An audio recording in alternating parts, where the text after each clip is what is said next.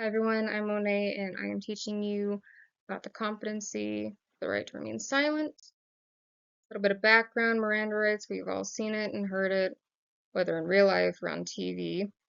It happened in Phoenix, Arizona in 1966. Ernesto Miranda was arrested and convicted for kidnapping, assaulting, and robbing an 18-year-old female. However, at the time, he was not explicitly read his Miranda rights by the police, or Cochran and Flynn made an appeal, and the case was essentially thrown out because Miranda's admissions were not deemed usable in court.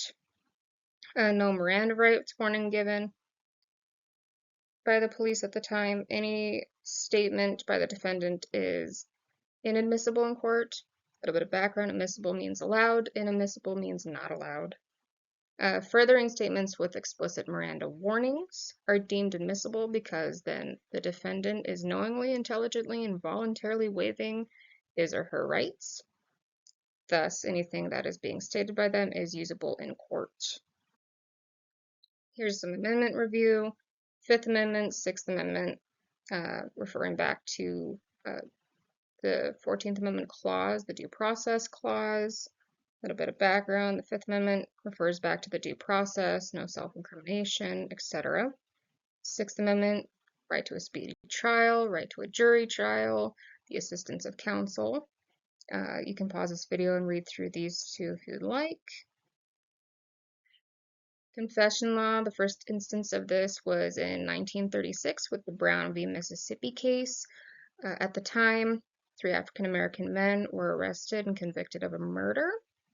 However, when they confessed to said murder, the court was questioning whether it was even usable or not because these 3 men were tortured during their interrogation. I'm not going to get into how they were tortured. You can look it up if you'd like. But some instances of torture in past interrogations in history include no food, water, bathroom breaks, sleep, long hours of intense interrogation, physical, verbal threats, instances of physical violence, so on and so forth, in order to essentially break the defendant into pleading guilty. Since then, questions of confessions of 40+ cases in the United States have occurred due to the due process of interrogations.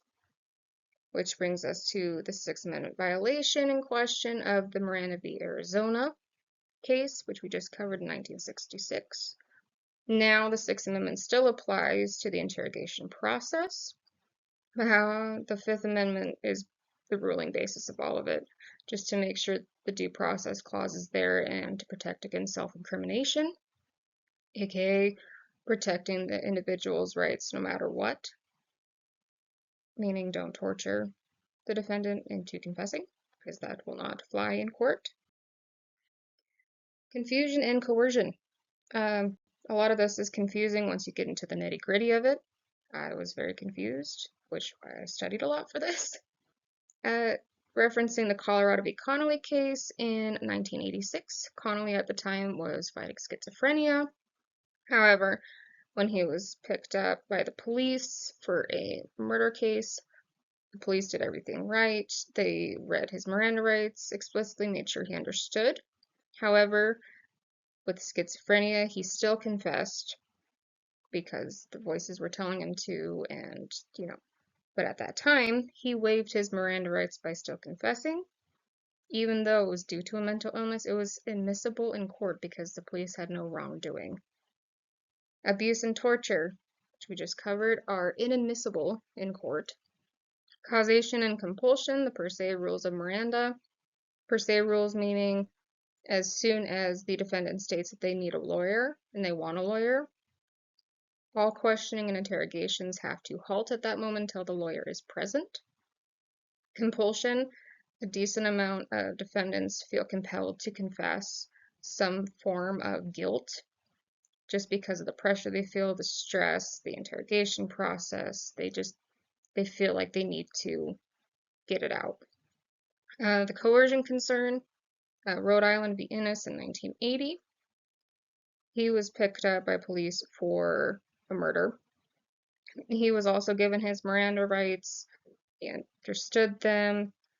However, when the police were driving him to wherever they were holding him, they were like, well, it would be very unfortunate if a little girl found the murder weapon in the woods or, on a walk, and kind of making Innes feel guilty to the point where he was persuaded to reveal the location of the murder weapon. But it was admissible because the police were not technically interrogating him. It was just a persuasion tactic to get into his head.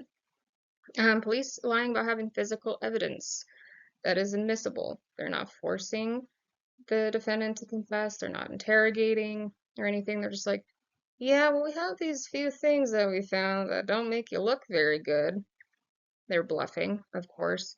But if the defendant is guilty, they're like, oh, no, okay.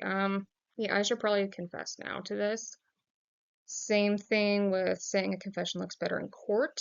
If someone is guilty, they're like, we have all this against you. A confession now looks a lot better than you lying about it.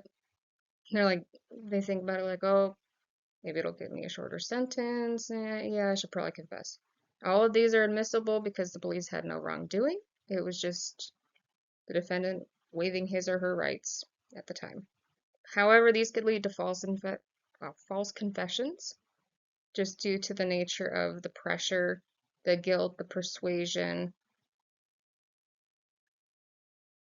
Side notes, examinations, forensic evaluations occur to make sure verbal admissions are acceptable due to situational and intellectual factors, intellectual disabilities, goodness, illnesses at the time, any substance use, any situational issues such as police coercion. They go through all this just to make sure it's usable in court.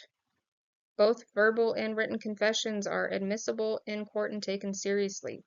So if someone does something wrong, even if they write it on a napkin and confess, that is usable. Many adults do not understand the Miranda rights, and children, of course, they don't understand that either, the juveniles, which brings about different tests that they're developing, like the SAMA, the Standardized Assessment of Miranda Abilities, just to see how far people can understand the Miranda rights fully, and if they're even competent to pursue the Miranda rights at that time. Considerations of false confessions, suggestibility. Some people are highly suggestible, aka whatever is said pushes them kind of toward a confession. They're persuadable, they're suggested. Drug, alcohol use, false confessions. Someone's drunk, they are not in their right mind, and they can't really, state their guilt at that time. People pleasing. A lot of people like to please even if they're innocent. It's like, I can make the cops happy if I just confess. Interrogation stress escape. Some people crack under the pressure even if they're innocent. And they're like, I need to confess to get out of here. I gotta go. And internalizing feelings of guilt. Some cases, the defendant feels guilt due to just internalizing all that stress, all the information. Even if they are innocent, it kind of persuades them to not feel innocent. And so it leads to a false confession. This is an optional but recommended video, minutes 14 through 24. It shows friend A and friend B sitting in the car. Friend A put hidden cameras in the car for the police to watch. Friend B confessed to all the different ways he murdered Sarah Stern. This was admissible in court because the due process clause was not in violation and there was no police coercion. It just follows along the waiver of the right to remain silent at the time, even though friend B did not know he was being recorded. You can go watch the full video. It's very interesting. I didn't want to go with something mundane and boring. So this is actually about a real life case where the right to remain silent was being waived at the time. All right, finally, discussion question. Analyze one real-world legal case where police coercion occurred. What was the outcome and how was it significant to the case? How was the right to remain silent waived, and how did it impact the entire court case? All right, ending out, this is the references page. Thank you for sticking around and listening to The Right to Remain Silent and its competency. Bye.